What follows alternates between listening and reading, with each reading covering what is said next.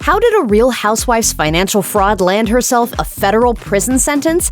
These stars have scammed, lied, and cheated to maintain their glitzy lifestyles. A breakout star from the early days of The Real Housewives of Atlanta, Kim Zolciak Biermann hit the Bravo jackpot by being one of the rare few housewives to score a spin-off with the network. Fans have had an up-close look at her lavish lifestyle over the years and are more than familiar with her multi-million-dollar Georgia mansion with a spa, basketball court, elevator, and movie theater. These chairs are so expensive. They came from Europe. They're all custom-made. These stations are custom-made in pink for me. Things may not have been as easy for Zolciak Biermann as she would have you believe. The reality star found herself in major financial trouble in late 2022 when her mansion allegedly went into foreclosure.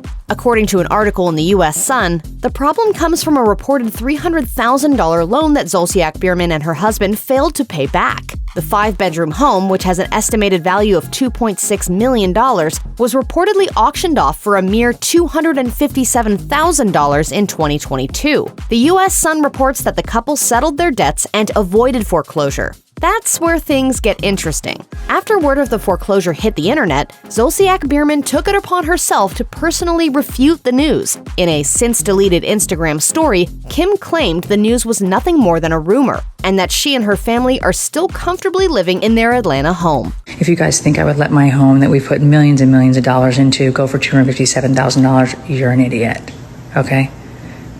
For real.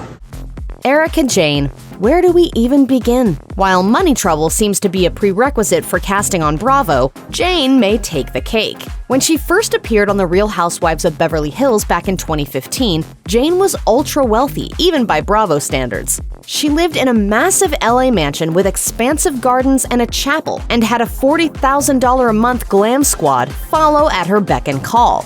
Jane's life has been drastically different since she filed for divorce from her husband, disgraced attorney Tom Girardi, in 2020. We've been married 15 and a half years. Being broke sucks and being rich is a lot better.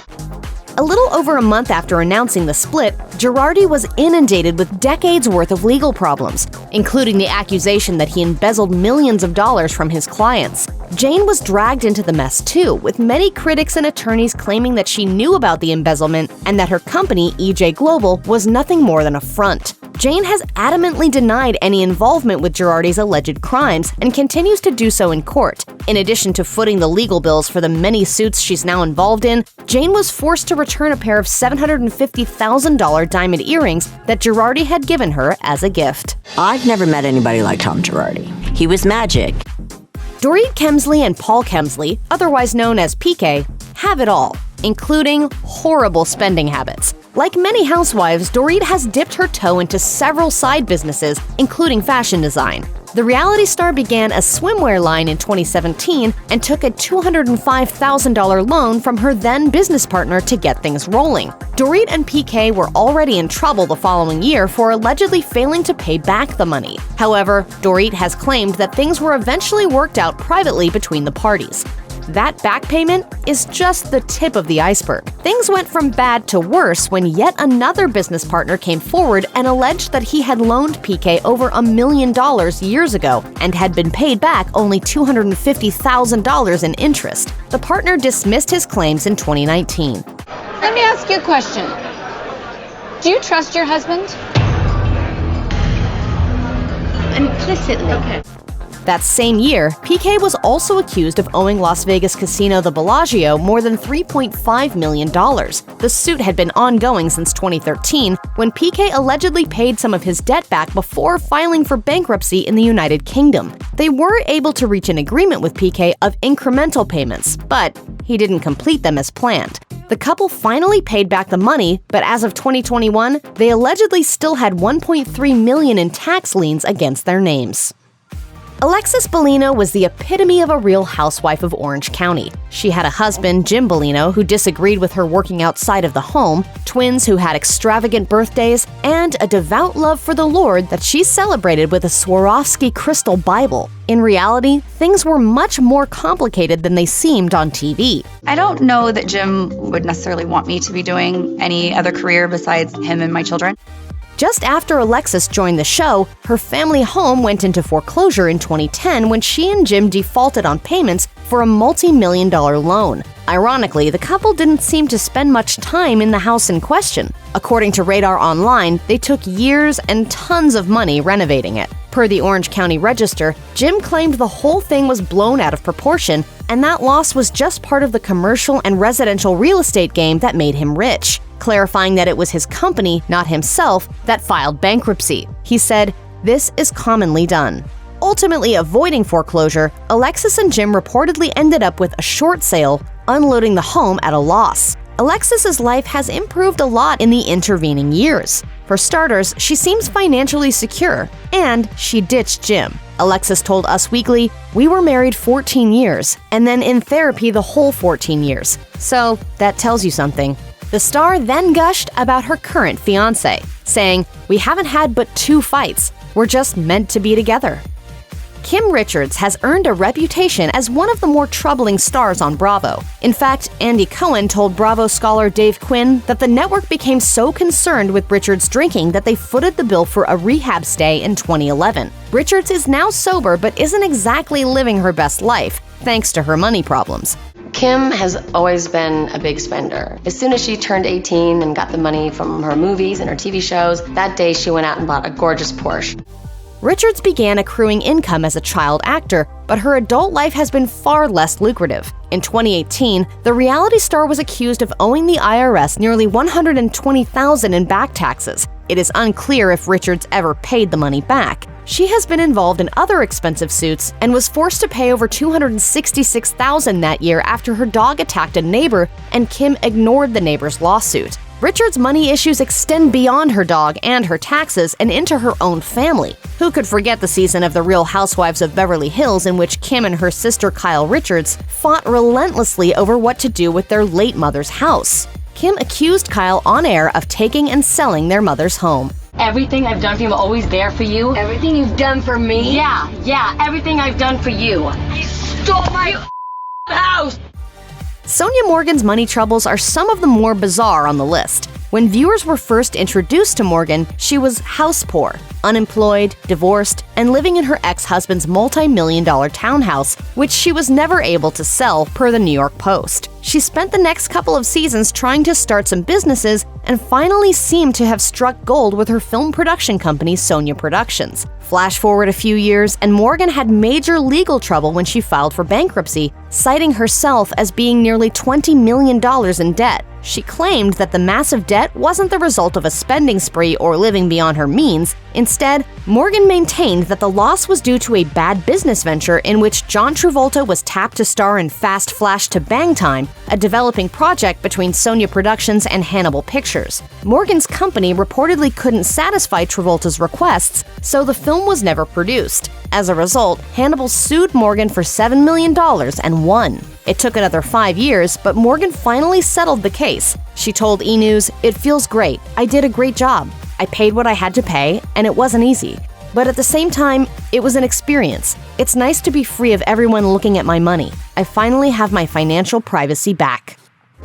Shannon Beador has a lot of problems, many of which have been the basis of her storyline for most of her time on The Real Housewives of Orange County. From the very first episode, viewers could tell that Shannon and her husband, David Beador, were going to get divorced. I just want to know that every so often, my husband wants to spend time with me. In her second season, Shannon found out that David was having an affair, and the couple entered marriage counseling. It took a few more years for the viewers to be proven correct, but Shannon finally announced her separation and filed for divorce in 2017. When the pair separated, Shannon endured a very long and financially draining legal battle with her ex. But in 2019, the former couple finally settled on the terms. Per the agreement, Shannon would receive a one-time payment of $1.4 million to even out their community property division and be granted an additional $10,000 per month in combined spousal support and child support. Shannon also got a BMW, a Cadillac Escalade, and access to several bank accounts. More than enough for most, but not nearly enough for the famous Orange County mom.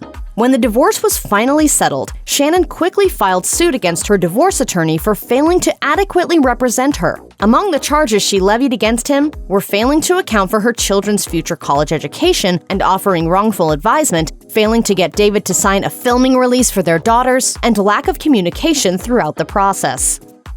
What problems doesn't Teresa Giudice have? When she isn't flipping tables or getting flack for hosting a COVID-era birthday party, she's busy dealing with the financial and legal fallout from her complicated personal life. The reality star and her now ex-husband Joe Giudice have been in and out of the headlines for years. In 2009, they declared bankruptcy while claiming to be almost $11 million in debt. He's got it going on. He's just absolutely delicious and juicy.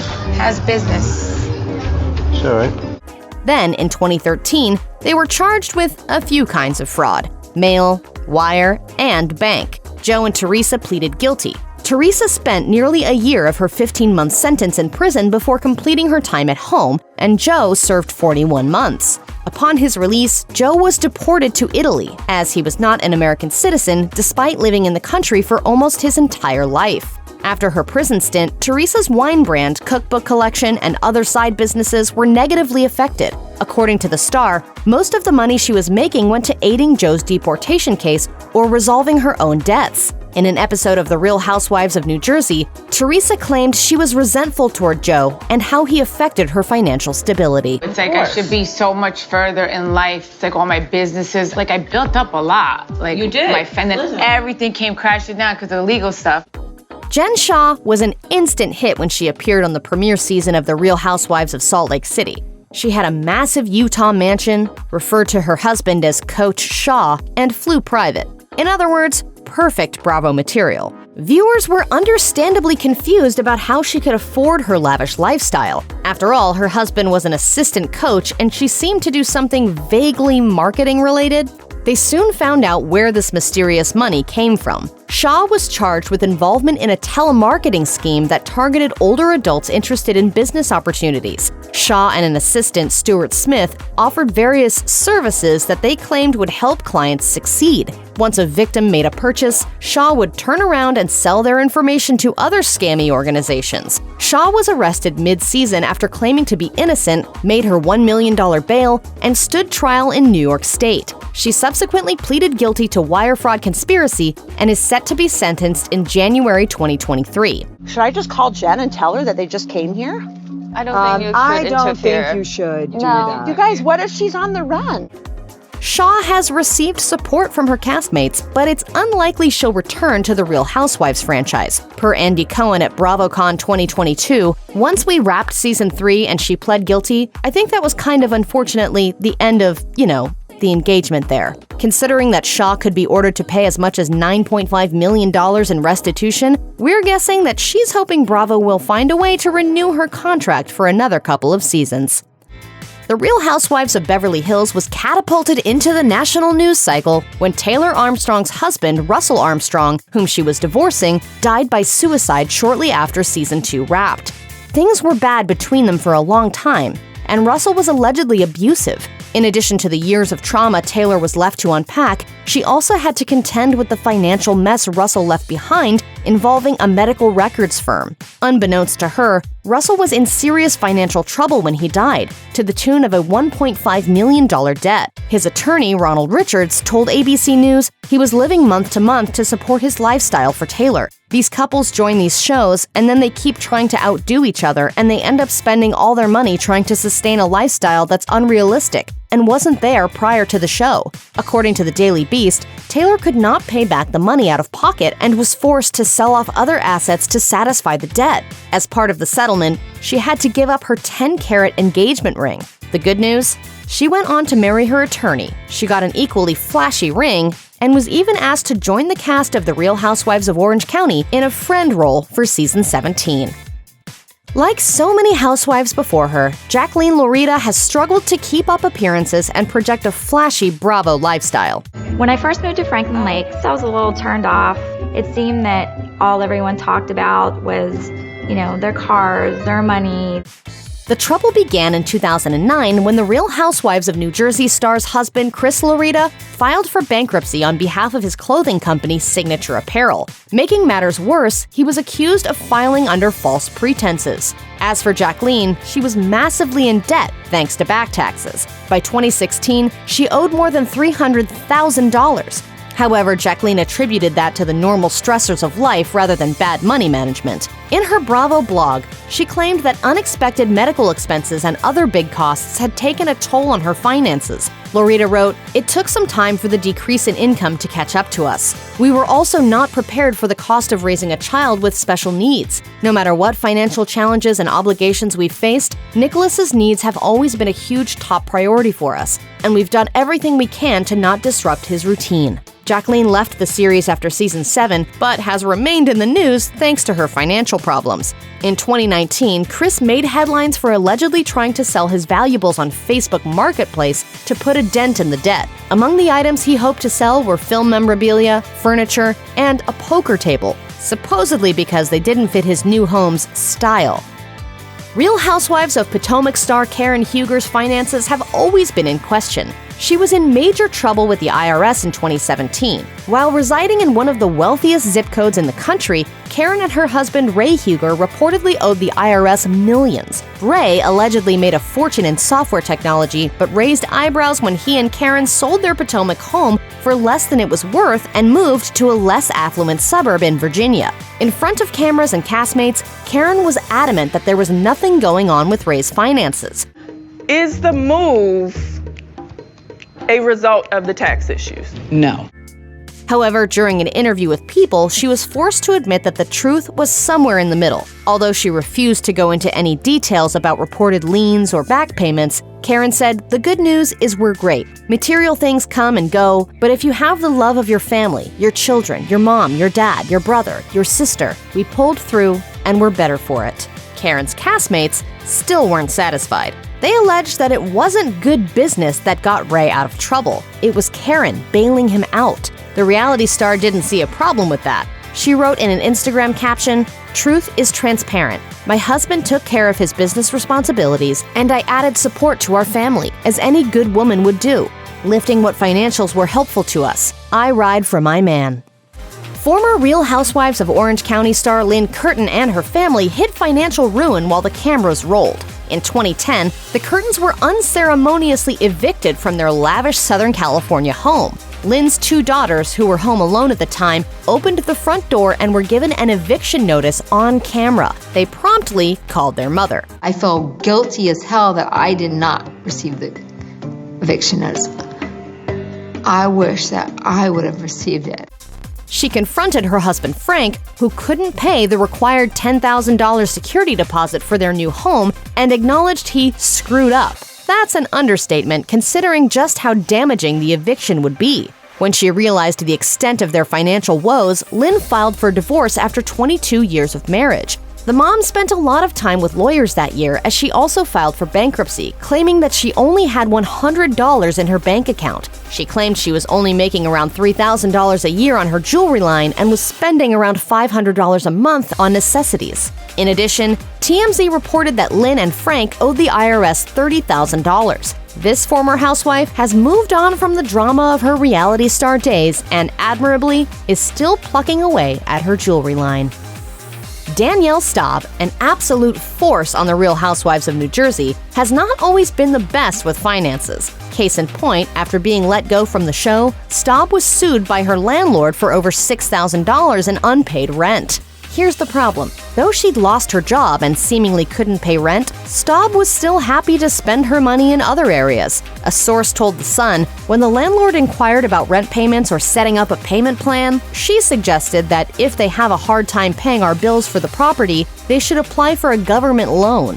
I can imagine it is less than pleasant to see her showing off while knowing she's not paying her bills. Staub's financial troubles weren't exactly surprising considering that in 2012, she filed for bankruptcy. The Star-Ledger reported that her liabilities reached $1.9 million. Following the end of her third marriage, which only lasted a few months, Staub was without a home. Per the divorce agreement, Staub's ex listed their multi-million-dollar Bergen County house in 2019 in the months following the divorce, as she had not been able to come up with the funds to purchase it from him. Documentation showed that Staub was court-ordered to vacate the home in June 2020 and owed him $50,000 repayment for a loan as well. That is how Staub ended up in the aforementioned apartment, which has caused her just as much grief as the overpriced house. If you or anyone you know is having suicidal thoughts, please call the National Suicide Prevention Lifeline by dialing 988 or by calling 1-800-273-TALK, 8255.